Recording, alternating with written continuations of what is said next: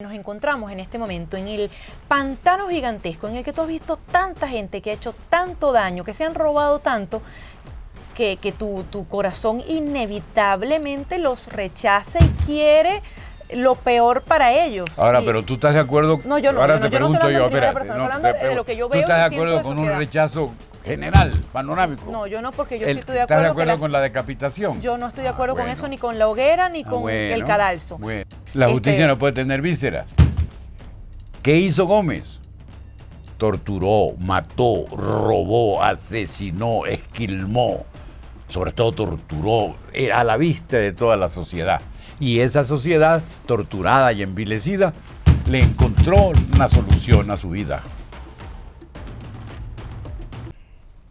Los venezolanos como sociedad estamos demasiado heridos y resentidos y tenemos esa herida súper abierta porque el chavismo nos ha aniquilado, sobre todo la clase media, bueno, esos ciertos privilegios muy entre comillas que teníamos, esa calidad de vida, y lo peor de todo, acabó con muchos de los hijos, partió a las familias con la emigración y es prácticamente imposible que una vez se salga del gobierno, esas heridas se cierren. ¿Cuánto quizás nos puede afectar como sociedad ese rencor que le tenemos al chavismo y que parece imposible de sanar? Un viejo refrán de Boconó, del Monte: no importa que el sol se seque, que el viento seca la ropa. Este es un problema de temperatura. La temperatura no se va a mantener arriba, no va a reventar el... ¿Cómo se llama eso que nos meten en la boca? El termómetro. El termómetro va a bajar, la fiebre va a bajar y se comenzará a estudiar una salida. El problema es la cercanía. Claro, la herida abierta. Sí, para no decir la herida, yo digo la cercanía. Todo lo que te toque, todo lo que se relacione con tu existencia, produce sentimientos. Y esos sentimientos pueden ser constructivos o destructivos. Ni los sentimientos constructivos ni los destructivos sirven para hacer justicia. Tiene que haber tú no puedes hacer justicia después de lo que dijiste. Yo no puedo hacer justicia después de que te dejé hablar sin interrumpirte. Yo tengo que buscar la persona adecuada para hacer justicia. Es decir, aquella persona que sepa, que entienda en primer lugar que existe el resentimiento, que existe el odio, pero que también existe la otra parte, que lo hizo a su manera, pero que necesita reparación o que la está pidiendo. Claro, pero también hay que aclarar lo siguiente, querida amiga. Estamos hablando como de una víspera, de que eso va a pasar mañana. Si estamos pensando así, podemos equivocarnos. No, y además porque no se ve todavía un eventual cambio de gobierno, un eventual cambio de poder que te pueda hacer pensar bueno, vamos a empezar a curarnos como sociedad y tratar de entender que el chavismo va a seguir ahí. No puedes una vez, si esto pasa, si las elecciones primarias se dan, si la oposición gana y todas esas cosas, esa novela que pareciera que no va a pasar, pero en caso de que ocurra, la cacería de brujas no te ayuda a nada, ese odio acérrimo que sientes no te ayuda a nada, aun cuando tengas derecho a detestar porque te mataron a tu hijo. No es nada tonto recordar que en el año 2014 se echaron por el pico a 45 personas. En el año 2017 fueron 145, si no me equivoco, o 150 muchachos. Es decir, esa herida, que insisto, está abierta, es inevitable que la gente la sienta y que tenga ese deseo de que todo se acabe porque cuando se vayan lo vamos a perseguir y les vamos a lanzar cocorrones y les vamos a tirar piedras. No. Eso sería terrible porque nos haría mucho más difícil el poder avanzar como sociedad y el poder reconstruirnos e ir a un periodo democrático normal donde los criminales, quienes hayan sido criminales, tendrán que pagar por lo que hicieron, pero a través de la justicia, no a través de ti y de mí queriendo prender la hoguera. ¿Quiénes juzgaron a los nazis? ¿Los judíos? No. Ahí está la respuesta. Mire, judío, usted que estuvo en Auschwitz, usted que estuvo en Treblinka, vengan y juzguen aquí a Elías Pino que dirige el campo de concentración. Eso no puede ser, no puede ser. Tiene que... ¿Cómo se pinta la justicia? ¿Cómo la vemos? La justicia tiene una balanza en la mano. Es una señora muy apropiadita, muy acomodada, que es el fiel de la balanza, tiene que evitar que uno de los verolitos suba de manera arbitraria o baje el otro de manera arbitraria, como San Miguel Arcángel. Entonces, ese es un problema gravísimo que solo tiene solución en el caso probable de que estemos en la víspera de una solución, si no se deja en manos de la gente cercana al problema. Que por cierto, y esto te lo comentaba porque veo muchas veces que lo que llaman chavismo disidente, que bueno, sigue siendo chavista, pero no quiere estar con Maduro. Entonces cualquier cosa que dicen es, pero que tú fuiste, que tú pusiste, que tú nos hiciste. Y bueno, es verdad. Él te puede decir, pero tú también, tú eras de la oligarquía, tú eras adeco ladrón y cosas así por el estilo. Él también tendrá su argumento. Ese es el punto. O sea, y hasta hay que estar muy claro que bueno, si eres criminal, la justicia te tocará. Pero hay personas que estuvieron dentro de ese movimiento chavista que, bueno, no son criminales y que tienen derecho a, bueno, hacerse con la sociedad sin que tú le recuerdes cada 5 minutos que fue chavista y por eso merece piedras en la cabeza. Nosotros, querida amiga, hicimos nada más y nada menos que una guerra contra los españoles.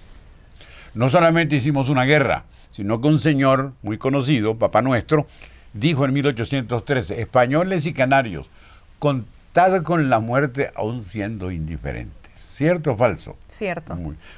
Pero, Cacho, y después ahorita andamos llorando por ese pasaporte europeo, imagínate. Pero eso pasó.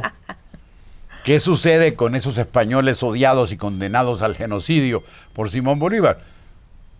¿Qué pasa con esa sociedad? Empezamos a tratarla.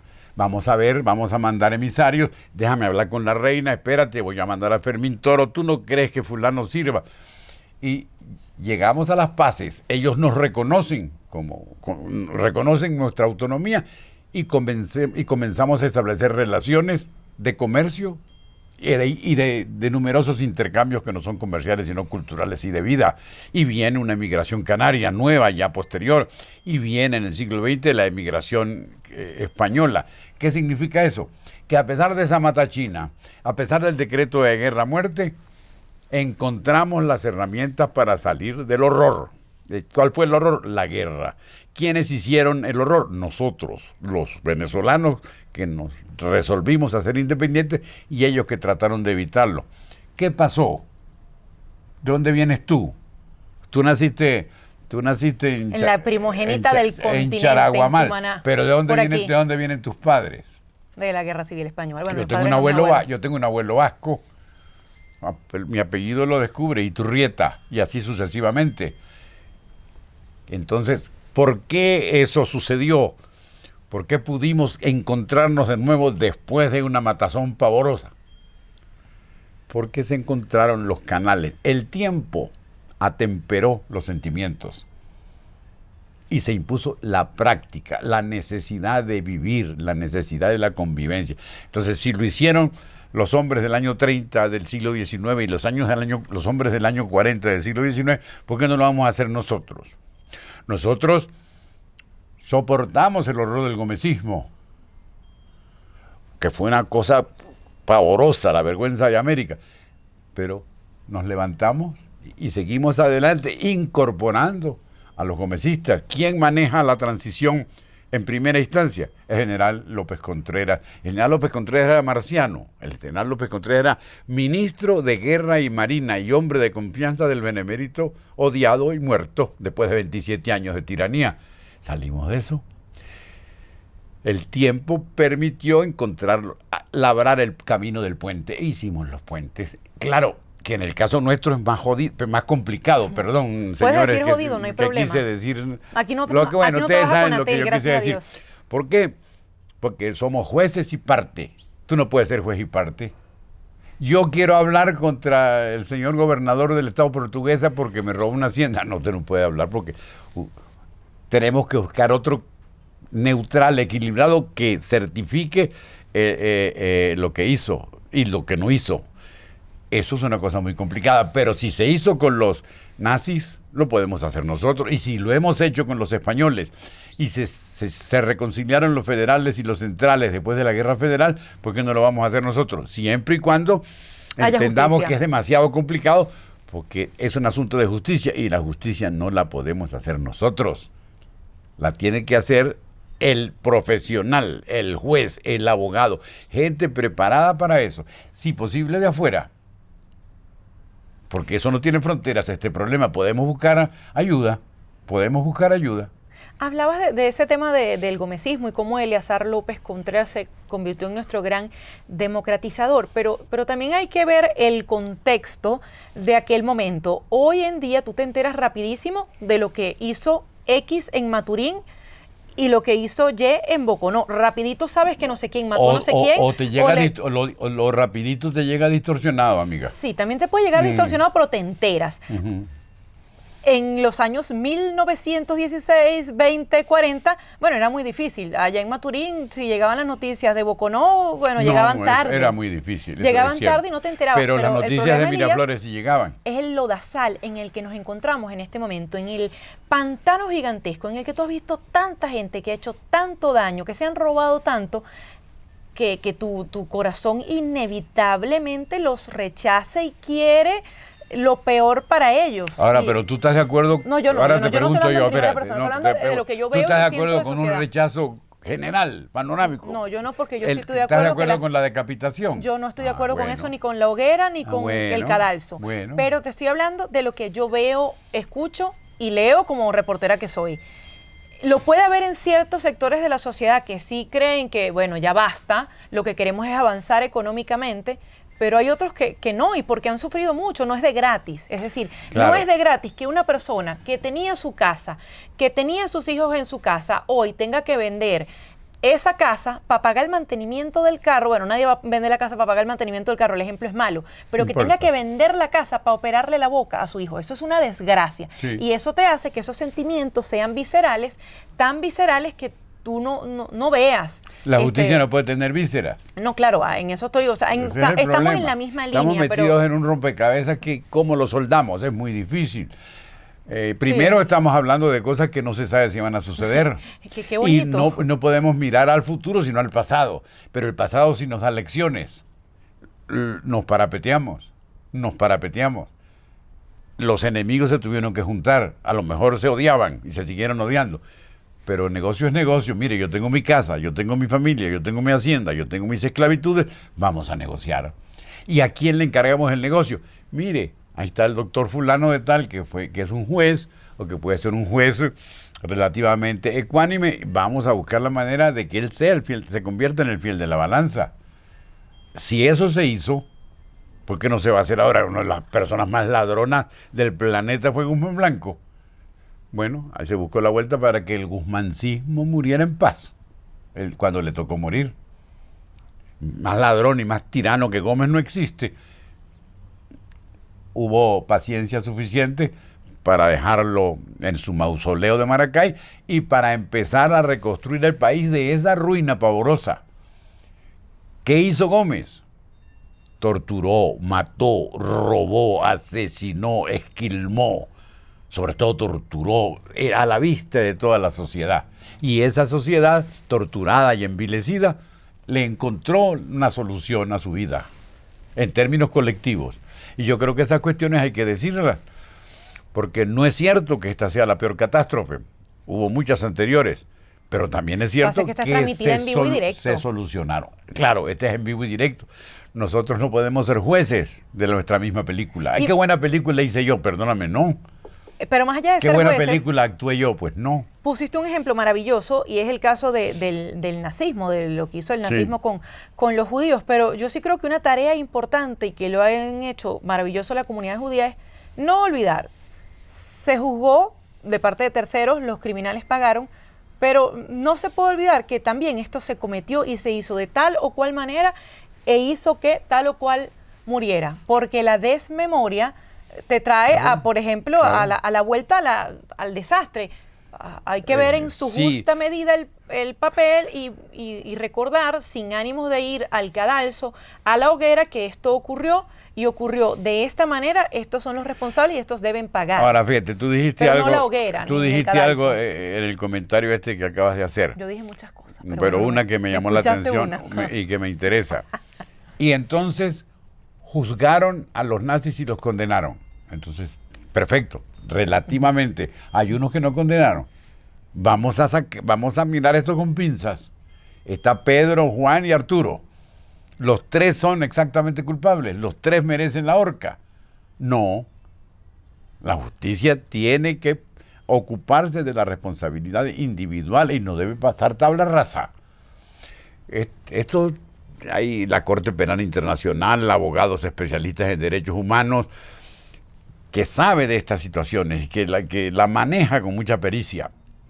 Tendríamos que echarnos en su regazo. Mire, ayúdenos a solucionar este problema, pero yo pienso que nos estamos adelantando. La película la estamos corriendo muy apurados. No, clarísimo que estamos muy apurados, si ni siquiera hemos llegado a la primaria. Pues exactamente. Y no es un asunto de buenos contra malos, de santos contra villanos. Muchas veces los supuestamente santos y los declaradamente villanos se juntaron y caminaron juntos el sendero durante 2 décadas. Bueno, sino que lo diga la experiencia del apartheid en Sudáfrica. También es una experiencia y es reciente y transmitida no en vivo y directo, pero había televisión y había medios para enterarse de la desgracia que ocurría en Sudáfrica. Así es, exactamente. ¿Y qué más quieres tú que la dictadura de Franco? La matanza de media España después de la guerra civil. Después de la guerra civil, la prisión, la oscuridad. Y se buscó la manera de solucionar eso a través de la transición cuando se muere Franco. Y todavía se está en ese proceso a través de asuntos fundamentales como la ley de memoria histórica. ¿Cuándo murió Franco? Franco murió, pero los recuerdos no, o la tergiversación de los recuerdos permaneció. Vamos a ayudar a través de una operación hecha desde el Estado que una parte de la memoria perdida y pisoteada reaparezca y forme parte de nuestra vida. Cónchale, estamos hablando de situaciones gravísimas. No sé si eso se tenga que plantear aquí, pero en todos los casos, especialmente en este último que acabamos de mencionar, es cuestión de tiempo. Es cuestión de ir, así como el gomecismo fue cuestión de tiempo a través de la transición, la liquidación del franquismo fue cuestión de tiempo a través de una transición ejemplar. Aquí esto no es automático, por fortuna que no es automático. Y los que deben hacer la transición son los menos tocados por el pasado reciente, los menos tocados, los menos dañados, o aquellos elevados de espíritu que que tengan la posibilidad de levantarse un poquito y mirar desde las alturas. Esos son muy raros, esos son los santos y los arcángeles y cosas así por el estilo. En caso de que eso suceda, repito, es bien probable que nos estemos adelantando. Lo peor puede ser la tabla rasa. Ni en la guerra de Vietnam, en ninguna situación se puede hacer tabla rasa. Todo lo contrario. Hay que buscar la salida. ¿Y quiénes tienen que buscar la salida? Nosotros. ¿Quién buscó la salida cuando peleamos con los colombianos en 1830? Nosotros. ¿Quién buscó un arreglo después de la matanza de la Guerra Federal? Nosotros. Mira. Entonces nos va a tocar a nosotros, los de nuestro tiempo, ese trabajo tan arduo y tan complicado. El perro que ladra no está de acuerdo con nosotros, así que el perro que ladra está diciendo la hora y está diciendo ya hay que cerrar. Bueno, me parece maravilloso y además ya el tema, creo que lo fundamental más o menos se sugirió.